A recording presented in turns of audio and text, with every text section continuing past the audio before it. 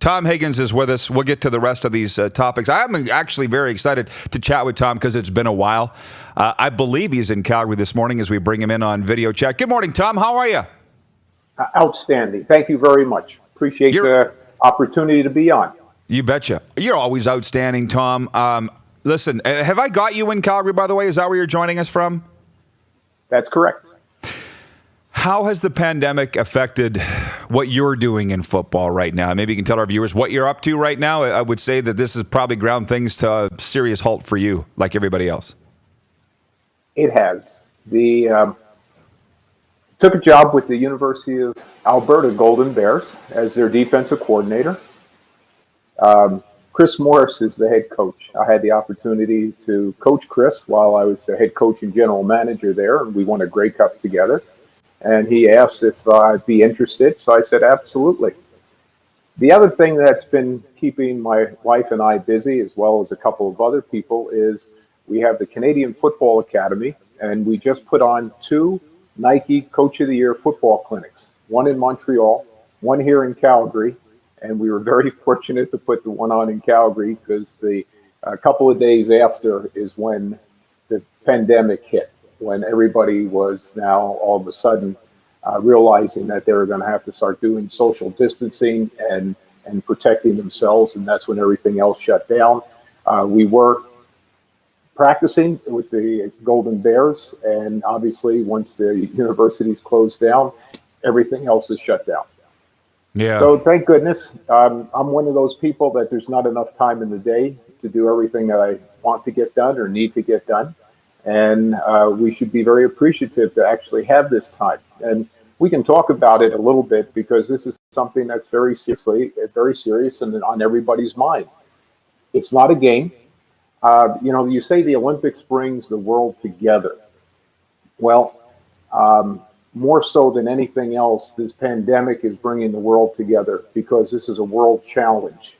It's something that we are going to resolve together. When was the last time that Russia ever did anything for the United States? So I'm seeing some signs, and we also knew that there was going to be time involved in this. So the most precious commodity we have in life is time. I hope people cherish this time because when we look back on it, you're going to go, oh, wow, I wasted it or I used it in a really good way. So I'm happy to be on. It's just one of the things that I'm going to be doing on this beautiful day.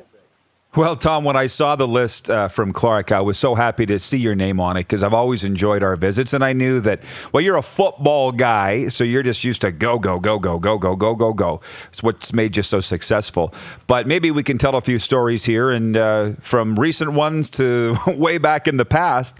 But we got one guy writing in today, Chris Cooper from Southern Ontario. He says, I enjoyed Tom's coaching points at the Nike clinic in Montreal in February, and through the power of social media, Tom, that's how I knew what you were doing, plus talking to guys. But from what I heard, that clinic in Montreal went over really well, and you had Danny Machocha there as a keynote speaker, did you not?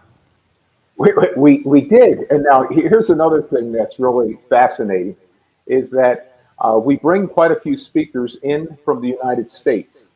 So the clinic goes Friday, 6 o'clock to 12 o'clock, and then all day on Saturday. Well, on Thursday night, 36 centimeters of snow fell on Montreal. And when it falls in Montreal, it's wet and heavy. We had 8 speakers that were coming from the United States. Only one of them could make it in. And it happened to be Chris Sweet. He ended up spending 5 hours in Chicago airport, and they still said they might be flying in. So he stayed there, where the rest weren't able to make it. So like any coach that loses their starting quarterback, you go to plan B. And so we went to plan B. We actually put on a really great clinic. And then a bunch of weeks later, it was Calgary's turn to have a clinic. And it's really nice because with the Nike clinics, we are able to bring in Canadian talent as well as American talent. And when we bring in the American coaches, we ask them, just talk about skills and drills, because 11-man football doesn't apply to us up here. And a lot of times those coaches are rather intrigued at how Canadian football is played. Tom, I don't know if you've heard what we're doing with this show, but one of the fun things of it, of many, but one of them is our viewership. The fans can watch and ask the questions of the guests like yourself. So Colin McNulty in Ottawa writes in. He says, can you ask Tom what it was like to go from a coach to head of officiating for the CFL and what it was like to roll out instant replay in the league? Over to you, Tom. Well, thank you for the question. It was unprecedented that they brought a football coach in to be director of officiating. So I thought that was a very nice compliment to be had. But for 6 years, I had the opportunity to coach the officials with football and help their football IQ. What they did for me is they helped my officiating IQ. And so I learned a tremendous amount. And one of the things that I would really like to emphasize to all the listeners is that we can't do sports without officiating. And the officiating usually makes less mistakes than the coaches and the players, but yet they're held to a higher standard. The moment that they make one mistake, it's like they're bums. And that all of a sudden now, they can't do the job that they need to do. So we need them. Here's a very good example that I was able to share that I learned to all of the coaches about officiating. If I tell you that the speed limit is 60 kilometers an hour, if you go 61, are you speeding?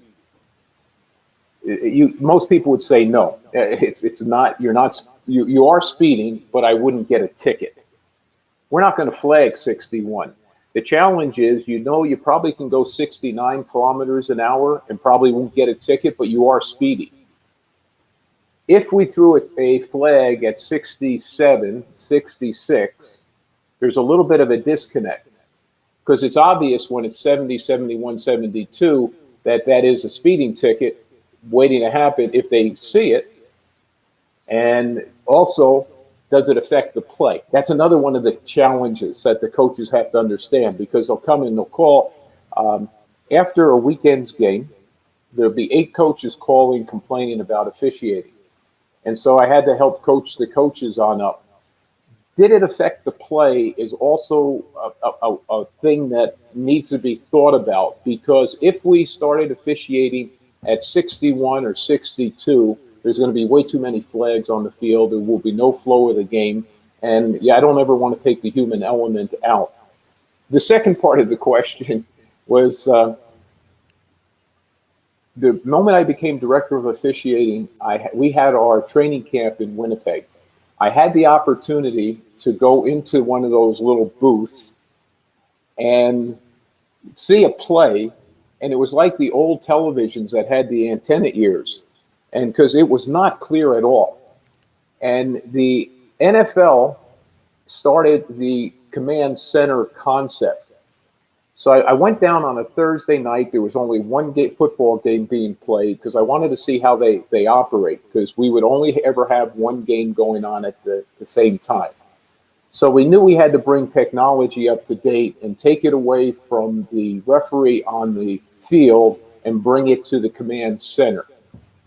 And so Jake Ireland was the very first official that was in the command center because the first 2 weeks I was sitting there. And the first time we had a coach's challenge, Jake is looking at the play. And all of a sudden he turned around and looked to Tom and he said, "What do you think?" And I told him, "Jake, it's not what I think. It's what you think. Make the decision and go."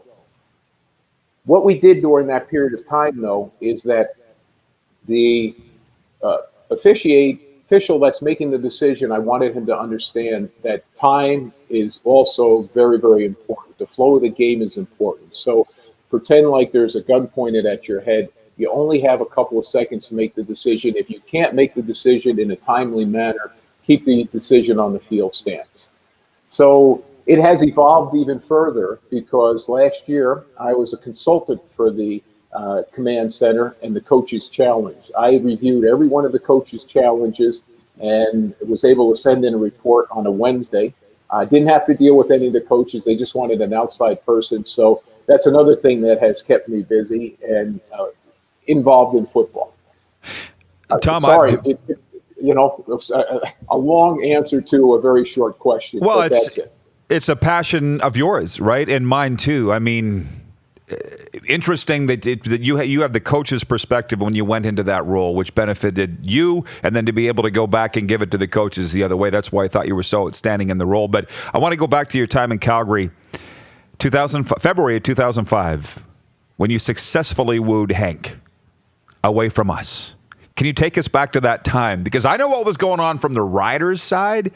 From your side, was there ever any worry that you weren't going to get him? Because, Tom, let's be honest, that set the stamps on the path, what they're on now. It really did. You had the beautiful offer. You had everything there it was the keys to the castle to Hank, is the way he portrayed it to us. What do you remember about that time? It was easy to do because you have to have a quarterback in order to continue to have success. It's an understatement, but so very important, because when I was hired with the Montreal Alouettes, Anthony Calvillo was no longer there. I'm talking to Bob Wettenhall and asking him, well, how are you going to evaluate me? Because if you don't have a quarterback, your chances of success are very minimal. And so knowing to come on down after having spent 11 football seasons in Edmonton, having had the opportunity to have Ricky Ray, Jason Moss, the Edmonton Eskimos have always, for whatever reason, have had great quarterbacks. And that's one of the reasons they've been so successful for so long, that had to be a priority with the Stampeders. So it's real simple. You have enough money. We had cap room. The first number person that we needed to have, besides getting a long snapper, actually, I did call Randy Chevrier almost at the same time, because we were missing a long snapper, and I had him in Edmonton. So he joined the Stampeders at the same time that we were able to get Henry. But it was to sell him on what was going to happen, not what had happened in the past, because we were trying to tell him, we're setting the table that you will have success here. And we did. We turned it around immediately. That first year with the Stampeders, having come back, this is the third time that I had been with the Stampeder organization. I was awarded the Coach of the Year for a second time. And anytime someone is awarded the Coach of the Year, it's the organization that has done it. We put a great coaching staff together. We were able to put a bunch of players together that were committed to doing what was necessary to do the little things to win on the field as well as off the field. And the high priority was to get Hank done.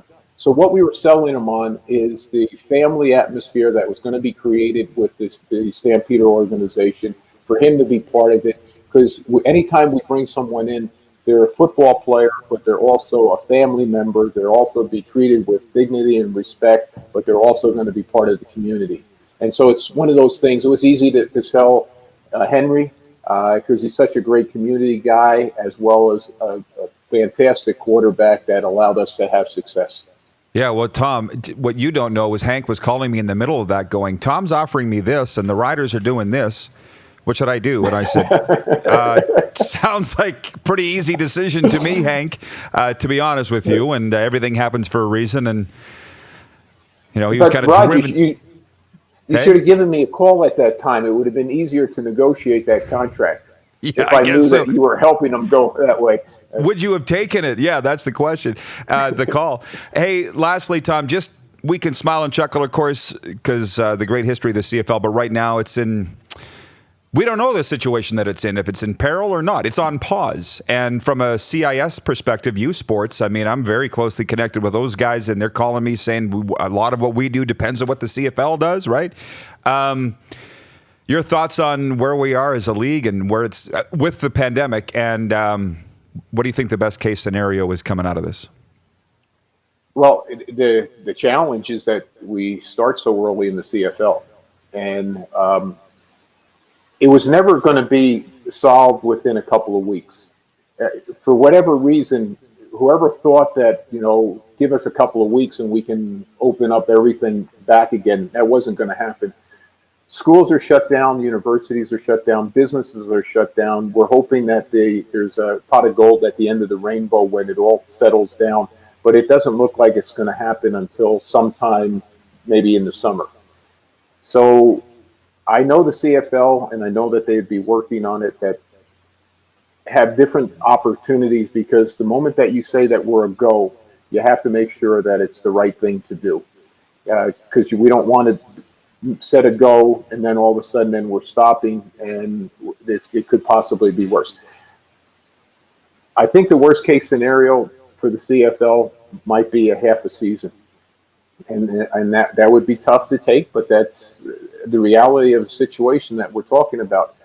I hate when football's talked about this as a war. I truly believe where the war is we have a worldwide war that we're all facing together for the very first time. It's going to be interesting how history is going to record itself and how we're going to be part of it. And it only common sense that all of these precautions that we're doing, social distancing and not having large groups, I sure hope that there is a football season, maybe shorter. Only time will tell. I'm the eternal optimist. I truly believe we're going to be playing football, but I'm not sure what it's going to look like. And hopefully youth sports might not be. We'll be able to get a full season in because we start so much later in the middle of August, but only time will tell. I'll leave you with this. A viewer in Saskatoon, Brett Taylor, writes in, says, Tom Higgins is such a great guest because he's got all the knowledge and background, but he's so entertaining too. Ever been called entertaining, Tom? No, nor funny. And my wife always says, don't use humor because you're not funny, and then people laugh. And so I said, see, Sharon, I am funny. I can use humor. But there's so many more stories that we could talk about, and please allow me the opportunity to come on back. I'd love to chat. You got that, Clark? Got it. We just scratching the surface. Tom, thanks for the time. Stay safe out there, please. Same to you and all the listeners. Tom Higgins joining us from Calgary. There you go. That's awesome. There's a lot of laughs there, too. Oh, yeah. You're watching Rod Pedersen On Demand.